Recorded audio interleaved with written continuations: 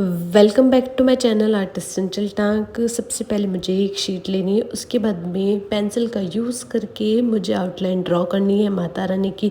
अभी नवरात्रे चल रहे हैं और आज नवरात्रों का थर्ड डे है, तो माता रानी की पेंटिंग मैं बना रही हूँ और इसमें मैं कलर्स यूज़ कर रही हूँ। डॉम्स के ऑयल पेस्टल कलर और फैब्रिक कलर्स का यूज़ कर रही हूँ।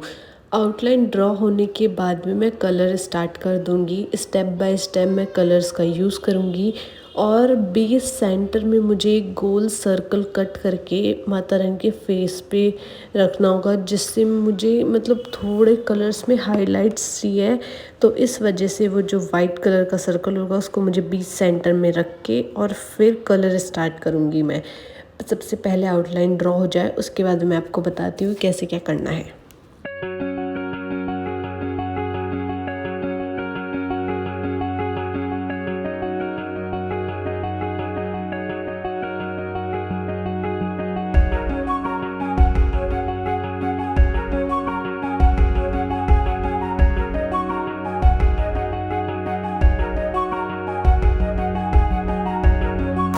तो आउटलाइन ड्रॉ हो चुकी है। अब वो सर्कल लूँगी मैं, बीच सेंटर में रखूँगी। उसके बाद में मैं कलर्स ले रही हूँ जो है डॉम्स के ऑयल पेस्टल कलर्स।